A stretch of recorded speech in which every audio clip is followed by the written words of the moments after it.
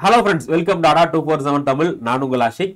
இந்த வீடியோவில் நம்ம ரொம்ப ஒரு முக்கியமான ஒரு இன்ட்ரெஸ்டிங்கான டாபிக் பற்றி பார்க்க போகிறோம். நம்ம எல்லாத்துக்குமே அரசியல்வாதிகள் எவ்வளோ சம்பளம் வாங்குவாங்க, பிரதமராக இருக்கட்டும், இல்லை அமைச்சராக இருக்கட்டும், இல்லை நார்மல் எம்பிஸாக இருக்கட்டும், அவங்கெல்லாம் எவ்வளோ சம்பளம் வாங்குவாங்க அப்படிங்கிற மாதிரி நமக்கு ஒரு ஆசை இருக்கும். ஸோ அந்த வீடியோ அதை தான் பற்றி தான் நம்ம இன்றைக்கி டிஸ்கஸ் பண்ண போகிறோம். ஸோ ரீசெண்டாக நம்மளுடைய எம்பி, நம்ம பாராளுமன்ற உறுப்பினர்கள் இருக்காங்க இல்லையா, இவங்களுடைய சம்பளத்தை உயர்த்தியிருக்காங்க. ஸோ அது என்ன, எவ்வளோ உயர்த்தியிருக்காங்க, அவங்களுக்கு சம்பளம் மட்டும்தானா இல்லை வேறு சில சலுகைகள் இருக்கா அப்படிங்கிற A to Z டீட்டெயிலை நம்ம இந்த வீடியோவில் வந்து பார்க்க போகிறோம். ஸோ அதனால் வீடியோ ஃபர்ஸ்ட்ல இருந்து லாஸ்ட் வரை பாருங்க. ஸோ முதல்ல இந்தியாவை பொறுத்தவரை நம்மளுடைய எம்பிஸ் இருக்காங்க இல்லையா, ஸோ எம்பிஸ்க்கு வந்து சேலரி, ஸோ அவங்களுக்கு வந்து சம்பளம் வந்து கொடுப்பாங்க.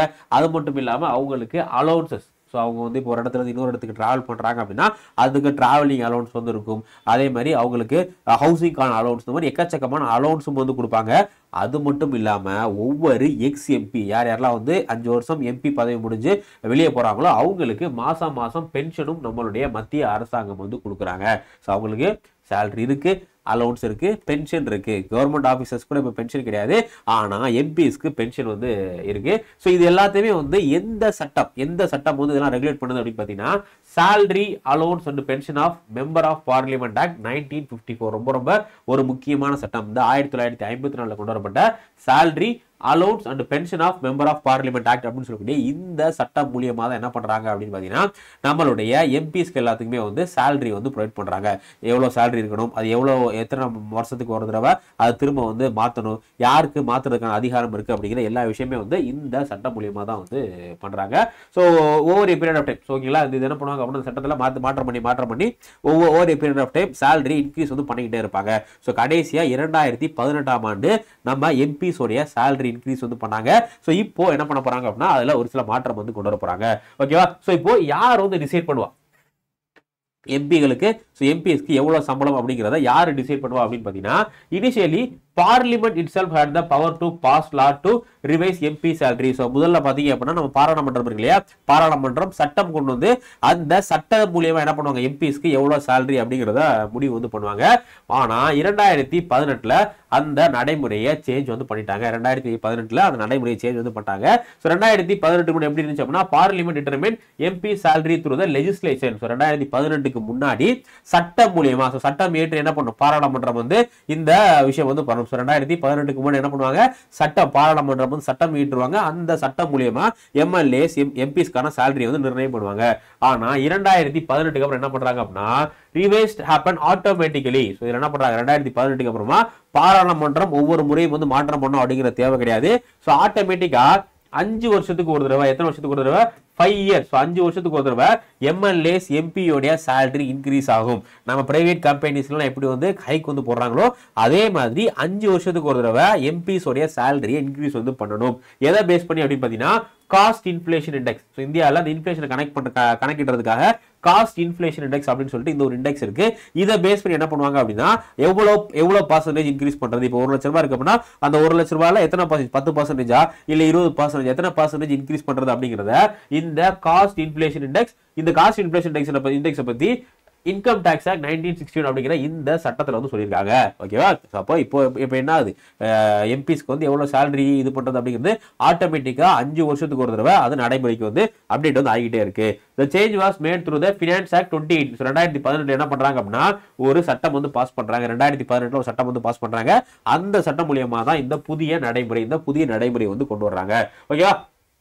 ஸோ இப்போ எம்பிஸ் உடைய சேலரியை ஃபிக்ஸ் பண்றதுக்கு நம்ம முன்னாடி பார்த்த மாதிரி தான் revise MP salary based on இந்த காஸ்ட் இன்ஃப்ளேஷன் இண்டெக்ஸ். இன்ஃப்ளேஷன் பணவீக்கம் சம்பந்தமான இண்டெக்ஸ் இருக்குல்ல, குறியீடு, அதை பேஸ் பண்ணி தான் வந்து பண்றாங்க.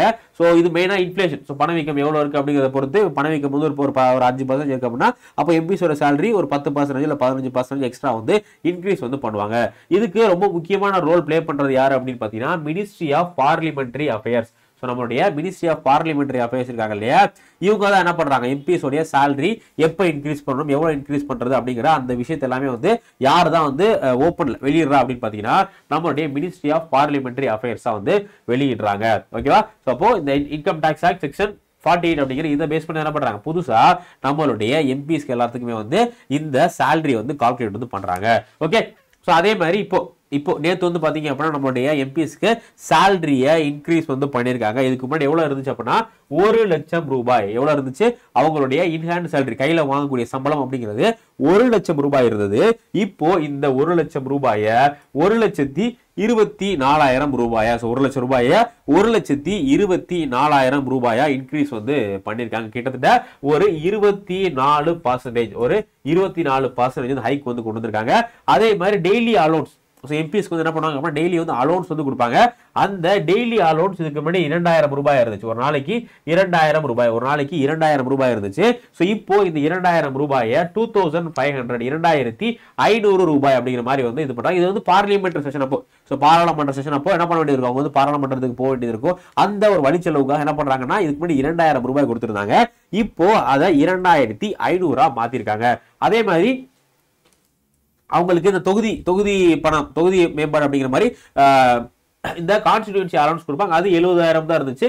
இப்போ அது 70,000 தான். அதே மாதிரி ஆஃபீஸ் எக்ஸ்பென்ஸ், அவங்க வந்து ஸ்டாஃப்ஸ் வச்சுக்கிறதுக்கு இந்த மாதிரி ஆஃபீஸ் எக்ஸ்பென்ஸ் எல்லாமே வந்து எவ்வளவு கொடுப்பாங்க அப்படின்னா 60,000 கொடுத்துட்டு இருந்தாங்க.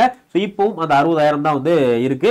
ஸோ இது மட்டும் இல்லாம இப்போ மொத்தம் அவங்களுக்கு எவ்வளவு கிடைக்கும் அப்படின்னா இதுக்கு முன்னாடி 2,30,000 இதுக்கு முன்னாடி அவங்களுக்கு அந்த அலவுன்ஸ் எல்லாம் சேர்த்து 2,30,000 கிடைச்சிட்டு இருந்தது. ஸோ இப்போ பாத்தீங்க அப்படின்னா 2,54,000 ரூபாய் கிடைக்குது. இந்த கேஷை தவிர அவங்களுக்கு வேற என்னென்னலாம் கிடைக்கும் அப்படின்னு பாத்தீங்கன்னா கிட்டத்தட்ட ஒரு 50,000 யூனிட், கிட்டத்தட்ட ஒரு 50,000 யூனிட் பவர் வந்து கிடைக்கும். ஒரு 50,000 யூனிட் பவர் வந்து கொடுப்பாங்க. அது மட்டும் இல்லாம ஒரு 34 டொமஸ்டிக் பிளைட்ஸ்ல அவங்க வந்து டிராவல் பண்ணிக்கலாம் ஃப்ரீயா. தென் ஃபர்ஸ்ட் கிளாஸ் ஏசி இருக்குல்ல, ஏசி ஃபர்ஸ்ட் கிளாஸ் இருக்கு இல்லையா, அதுல அவங்க வந்து ஃப்ரீயா டிராவல் வந்து பண்ணிக்கலாம். தென் இந்தியாவில் அவங்க எந்த டோல்கேட்டை பாஸ் பண்ணாலும் அவங்களுக்கு வந்து டோல் ஃபீ வந்து தேவை கிடையாது. அது மட்டும் இல்லாம கவர்மெண்ட் வந்து சில சமயத்துல பெட்ரோல் அலவுன்ஸ் கூட கொடுக்குறாங்க. இது எல்லாமே கேஷ், இது இல்லாம எக்ஸ்ட்ரா சில அலவுன்ஸும் வந்து கவர்மெண்ட் வந்து கொடுக்குறாங்க. ஓகேவா. ஸோ அதே மாதிரி நம்ம எம்பிஸ்க்கு வந்து பாத்தீங்க அப்படின்னா பென்ஷன் இருக்கு. ஓகேங்களா. யார் யாரெல்லாம் வந்து ரிட்டையர்ட் ஆகலாம், இப்போ இந்த வருஷம் ஒருத்தர் எம்பியா இருக்காரு, அடுத்த வருஷம் அவர் வந்து எம்பி ஆக முடியல அப்படின்னா அவர் வந்து எக்ஸ் எம்பி. ஸோ அப்போ இந்த மாதிரி எக்ஸ் எம்பிஸ்க்கு என்ன பண்றாங்க, பென்ஷனும் கொடுக்குறாங்க. ஸோ பென்ஷனை பொறுத்தவரை எவ்வளவு கொடுக்குறாங்க அப்படின்னா அவங்க வாழ்ற காலம் வர இதுக்கு முன்னாடி 25,000 ரூபாய் எவ்வளவு கொடுத்துட்டு இருந்தாங்க, 25,000 ருபீஸ், 25,000 ரூபாய் 25,000 ருபீஸ் வந்து கொடுத்துட்டு இருந்தாங்க. ஸோ இப்போ எவ்வளவு கொடுக்குறாங்க அப்படின்னா 31,000 ரூபாய். ஓகே. ஸோ இதுல 31,000 ரூபாய் 31,000 வந்து இப்போ கரண்ட்ல வந்து கொடுத்துட்டு இருக்காங்க. ஓகேவா. ஸோ அது மட்டும் இல்லாம இப்ப என்ன அப்படின்னா இப்ப சப்போஸ் வந்து அந்த பென்ஷன் வாங்கக்கூடிய எம்பி வந்து இறந்து போயிட்டாரு அப்படின்னா அவர் இறந்து போனதுக்கு அப்புறமா அவர் வாங்கக்கூடிய அமௌண்ட்ல இருந்து 50% 50% வந்து அவருடைய மனைவிக்கு கொடுப்பாங்க. ஓகேவா. சோ அது மட்டும் இல்லாம அடிஷனல் பென்ஷன் வந்து பே extra year 7 beyond 5 years per month 2,500 வந்து எக்ஸ்ட்ரா வந்து கொடுக்குறாங்க. ஓகே. ஸோ இது எல்லாமே வந்து பாத்தீங்க அப்படின்னா நம்ம எம்பியோடைய சேலரி. அப்போ எம்பிஸ்க்கு வந்து ஒவ்வொரு 5 ஆண்டுகளுக்கும் ஒரு தடவை சேலரி வந்து இன்க்ரீஸ் வந்து பண்ணிக்கிட்டே இருக்காங்க. ஸோ இப்போ எவ்வளவு பண்ணிருக்காங்க, இப்போ வந்து 1,24,000 ரூபாய் நம்மளுடைய எம்பிஸ் எல்லாமே வந்து சேலரி வாங்குறாங்க. ஓகேவா. ஸோ இதான் வந்து எம்பிஸோட சேலரி. ஸோ இதை பத்தி உங்களுடைய கருத்துக்கள் என்ன அப்படிங்கிறத மறக்காம கமெண்ட் செக்ஷன்ல கமெண்ட் பண்ணுங்க. ஸோ இந்த சேலரி அப்படிங்கிறது ரொம்ப அதிகமா இருக்கா இல்ல ரொம்ப கம்மியா இருக்கா அப்படின்னு சொல்லிட்டு மறக்காம உங்களுடைய கருத்துக்களை கமெண்ட் செக்ஷன்ல கமெண்ட் பண்ணுங்க. சோ இன்னும் ஒரு வீடியோல நம்ம வந்து சந்திக்கலாம். Thank you guys. தேங்க்யூ.